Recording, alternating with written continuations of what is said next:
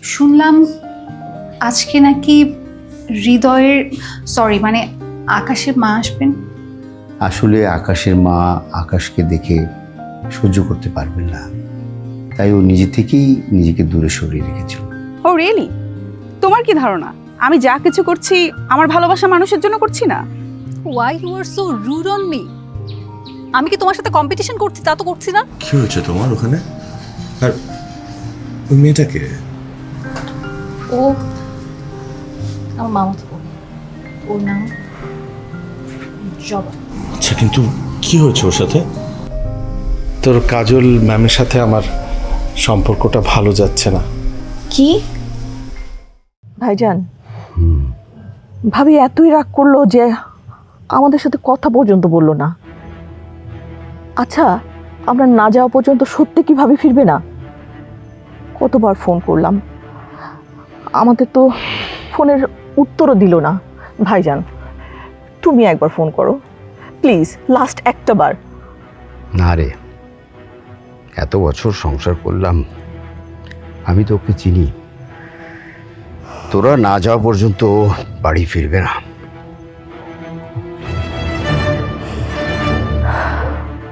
ভাইজান, একটা কথা বলতে চাই। রফিক আজকাল আমার সাথে অনেক দুর্ব্যবহার করে, অনেক মনে কষ্ট দিয়ে কথা বলে, আমার একদম ভালো লাগে না। ভাইজান, আমাকে তোমার এখানে একটু জায়গা দাও, একটুখানি জায়গা দাও। আমি বাকি জীবনটা তোমার সাথে থাকতে চাই, আমি এখানে কাটাতে চাই, প্লিজ। এই বয়সী লোক হাসাবি? মানুষ কি বলবে? ছেলেমেয়েগুলো বড় হয়েছে, রফিক রিটায়ারমেন্টে গেছে। তাছাড়া আমাদের পরিবারের পরম্পরা জানিস না, একবার মেয়েকে বিয়ে দিয়ে দিলে স্বামীর ঘর কখনো ত্যাগ করতে পারে না, প্রয়োজনে ওখানেই মরবি। খবরদার কখনো এইসব কথা মুখে আনবি না। আর এই জমি জমার কথা কেন বলছিস? আরে এটা তো তোরও বাড়ি। খোদা না করে কখনো রফিকের কিছু হয়ে গেলে তুই এখানে এসে থাকবি। কেন এইসব বলছিস? ভাইজান, যাওয়ার আগে রফিক তোমার সাথে একটু কথা বলতে চেয়েছিল। ঠিক আছে, পাঠিয়ে দিও। ঠিক আছে, তুমি বসো, আমি ওকে নিয়ে আসছি। যা।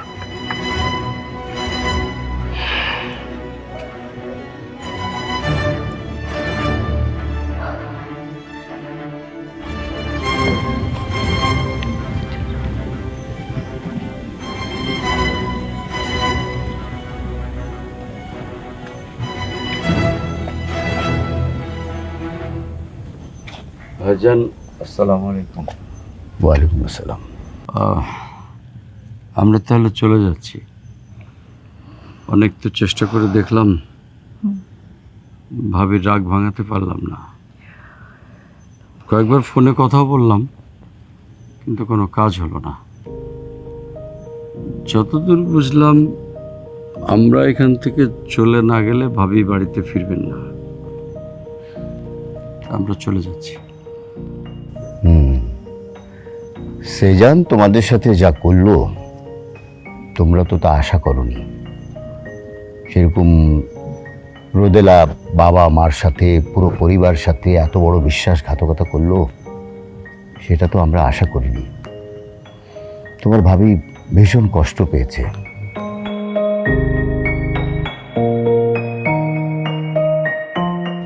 একটা অনুরোধ করি, মেয়েটাকে তোমরা কষ্ট দিও না। কি যে বলছেন ভাইজান, রোদেলা আপনার মেয়ে, আমার মেয়ে না? আমি ওকে ভালোবাসি না? ওরা ভুল করতে পারে, তাই বলে কি বাপ মার তো হাল ছাড়তে হবে না? আপনি তো শিখিয়েছেন। ওরা পালিয়ে বিয়ে করছে, এটা আমিও মেনে নিতে পারছি না। প্রয়োজনে ওদের খুঁজে বের করে সমাজের রীতিনীতি অনুযায়ী আমরা অনুষ্ঠান করব, অনুষ্ঠান করে তারপর বিয়ের ব্যবস্থা করব, তাই না? জি ভাইজান। সে তোমরা যা ভালো মনে করো করো। কিন্তু ভাইজান, মানে আপনার সিদ্ধান্তের উপরই আমরা আস্থা রাখছি। আপনি যে সিদ্ধান্ত নেবেন তাই হবে। বাড়িতে গিয়ে মেয়েটার খবর পেলে আমাকে জানিও। তোমাদের ফোনের অপেক্ষায় থাকবো। আসি ভাইজান, আসসালামু আলাইকুম। ইসলাম, সাবধানে যেও। তুই ঢাকা গিয়ে ফোন করবি আমাকে।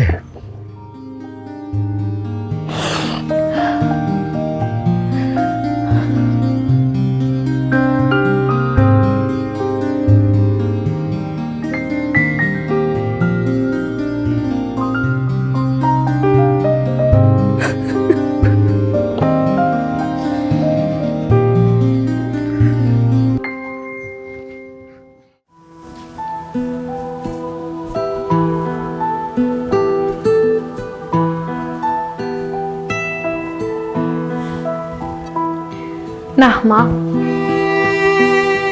মামিকে অনেক করে অনুরোধ করলাম, কিন্তু সে কিছুতেই খাবে না। খাবে না মানে খাবে না। সে যে সর্বনষ্ট হয়ে গেল, এক বিরল ঘটনা, দুর্ভাগ্য যাকে বলে। এভাবে কেন বলছো মা? সর্বনাশের কি হলো? আর দুর্ভাগ্যই বা কেন বলছো? আমার মনে হয় না আকাশ আর কোনোদিন ভালো হবে। ও কোনোদিন আর ওর স্মৃতিশক্তি ফিরে পাবে না। মা কেন এভাবে বলো? শুনতেও তো খারাপ লাগে। প্লিজ এভাবে আর বলো না। একে একে কতগুলো ডাক্তার বিফল হয়ে গেল।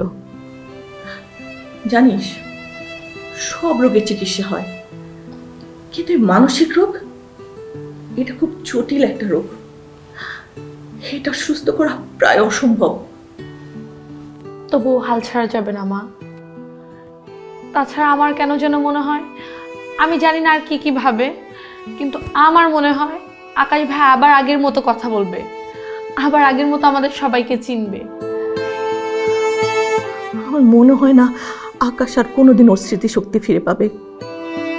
ও না একদম অন্যরকম একটা মানুষ।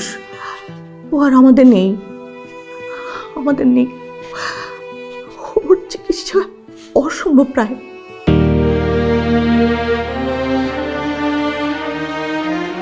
ওর চিকিৎসা শেষ।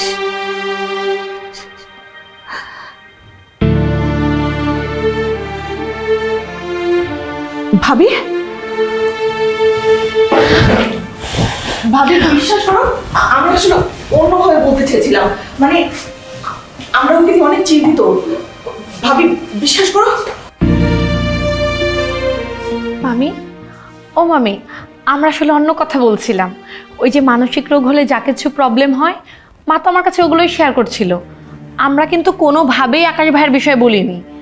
হ্যাঁ ভাবি, আমরা আসলে নিজেদের মধ্যে একটু আলাপ করছিলাম।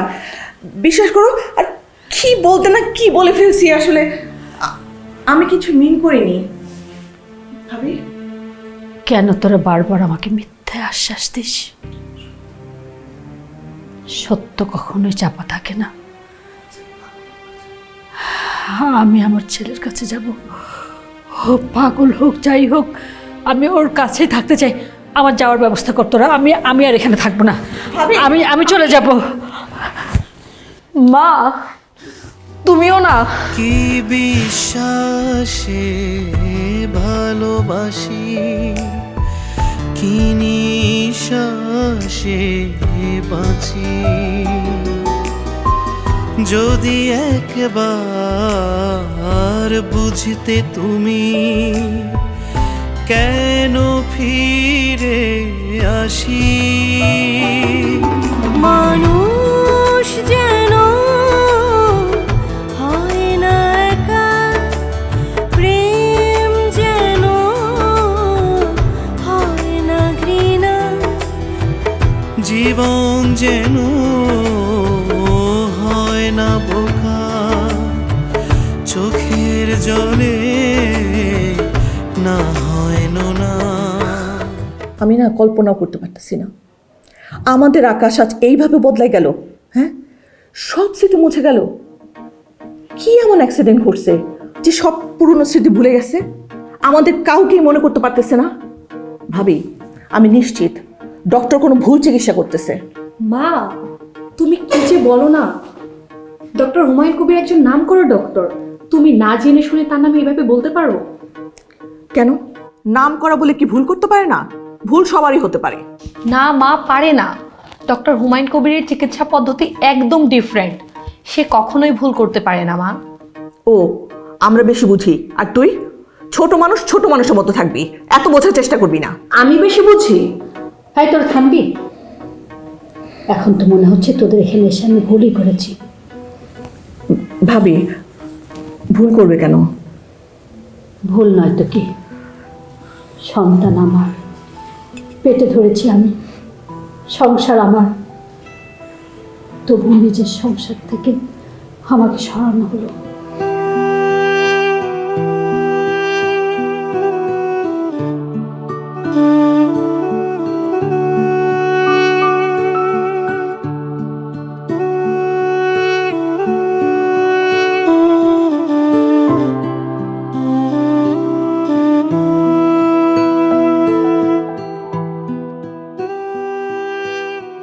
আকাশের তো থট্টসি সমস্যা, পরিবার কি বলে বোঝাও? স্যার। ওকে, ও হ্যাঁ, ডাক্তার এলিনা। হ্যাঁ বলো। কি ভাবছিলেন স্যার? ভাবছিলাম অনেক কিছু। স্যার ভেতরে চলুন, আপনার জন্য সবাই অপেক্ষা করছে। ও, আকাশের পরিবার। হ্যাঁ চলো চলো। আকাশ কি এসেছে? জি স্যার, এসেছে তো। ওকে ওর পরিবার কি নামে ডাকছে? ওকে হৃদয় বলে ডাকা হচ্ছে। চলো চলো চলুন স্যার।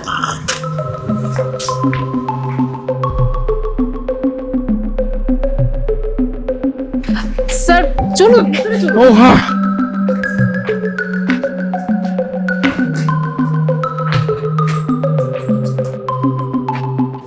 এই আমি নাকি সব নষ্ট করে ফেলবো, আকাশের ট্রিটমেন্ট করতে দিব না, আকাশকে আমি হৃদয় বলে ডাকতে পারবো না, ভুল করে নাকি আকাশই বলে ফেলবো। আচ্ছা তুই বল, নিজের সন্তানকে নাম ধরে ডাকতে পারবো না, এর মতো কষ্টের আর কি আছে বল? ভাবি, কেঁদো না তো, এভাবে কাঁদতে হয়? হ্যাঁ, আমার ছেলের এত বড় ক্ষতি কি করে হলো, আমি কিভাবে মেনে নেব?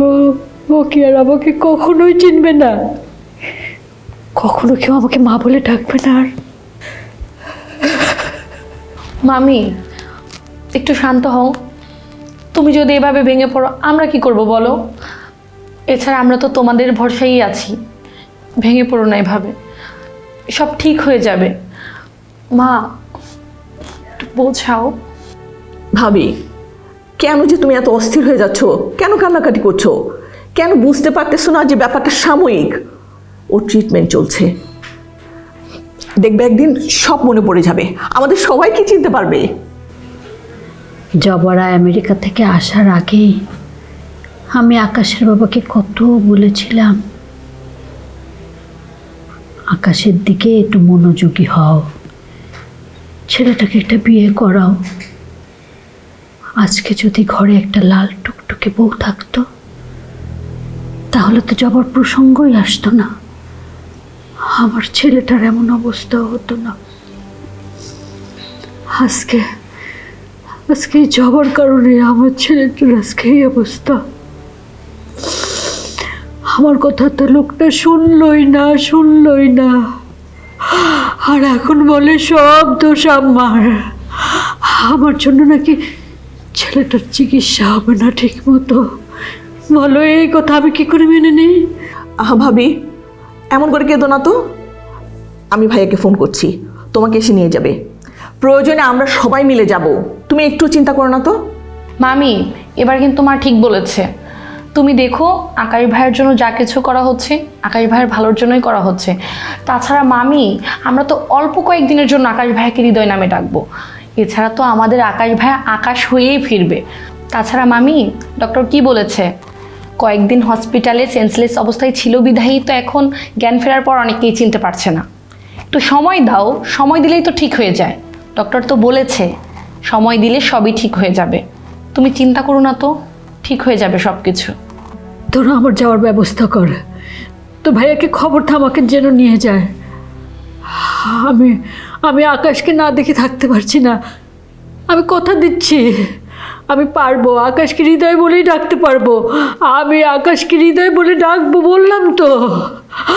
তবু আমি বাড়িতে যে আমার ছেলেটাকে চোখের সামনে তো দেখতে পাবো, আমি সব সময় ওকে দূর থেকে দেখে থাকবো।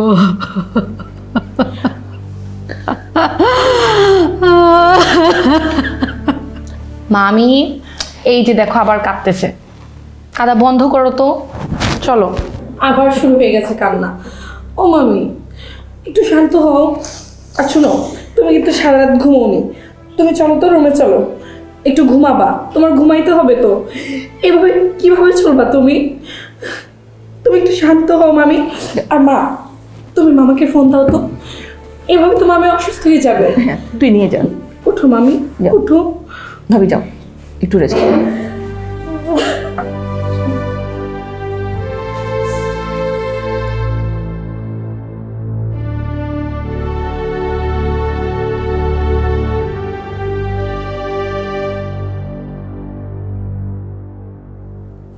হ্যালো ভাইয়া, ভাইয়া শোনো না, এইভাবে না হচ্ছে না। ভাবি অসুস্থ হয়ে যাচ্ছে, সারা রাত সে ঘুমাতে পারে না, কান্নাকাটি করে, বিপি হাই হয়ে যাচ্ছে। শোনো, মাকেও লাগে, আর এদিকে আকাশকে দেখলে তো ভাবিও সুস্থ হয়ে যেতে পারে। হ্যাঁ অবশ্যই, হ্যাঁ তুমি আসো, প্রয়োজনে আমরা সবাই যাব।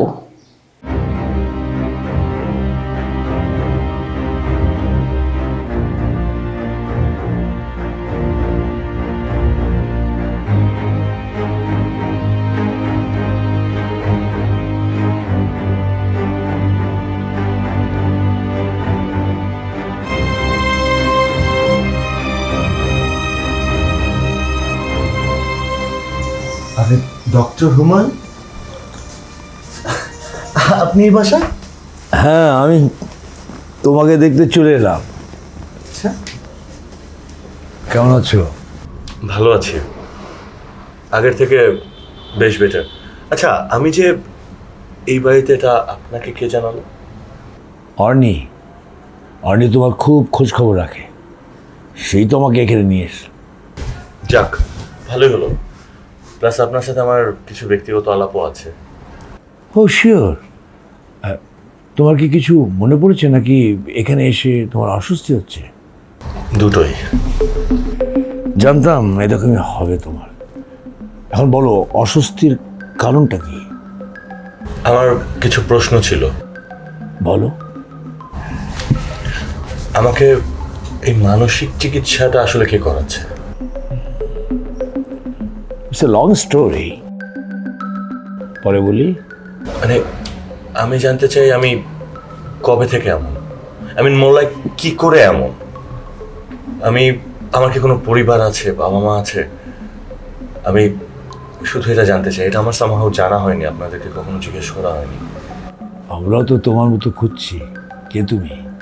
তোমার নিজ থেকেই অনেক কিছু মনে পড়বে আশা রাখছি। আমার যে মনে পড়ছে না তা কিন্তু না, কিন্তু ডক্টর, কি মনে পড়ছে একটু বলো তো। কিভাবে বোঝাবো? আমার কাছে মনে হয় কি, আমার সাথে একই ঘটনা আগে কখনো ঘটে গেছে। মানে সব কিছু চেনা চেনা মনে হয় যে আমি এর মধ্যে দিয়ে এর আগে গিয়েছি। ফুলে ওর সামনে কান্নাকাটি করো না যেন। আমি আর ওকে নিয়ে কোনো রিস্ক নিতে চাচ্ছি না। না না, কাঁদবো না আমি। সারাদিন এই পাগলের মতো কথাবার্তা কয়, উল্টাপাল্টা কথাবার্তা কয়, আমার শুনলেই তো গায়ে জ্বালা ধরে যায়। আমার 100 দেন। 100 নেবে? নাও, তোমাকে দিলাম 100, আমি 0। 0 হচ্ছে একটা সুস্থ মানুষের, যার মানসিক কোনো রোগ নেই। স্যার, এই ছেলেটা তো 13 দিন আমার আন্ডারে ছিল। ও হ্যাঁ হ্যাঁ, সেই জন্য তো তোমাকে ডেকে আনা হয়েছে। বলো তো ব্যাপারটা কিরকম ছিল? অবশ্যই স্যার, আপনার যে কোনো হেল্পের জন্য তো আমি আছি। মেঘের কাছে বলছি আমি, চাঁদ ঢেকো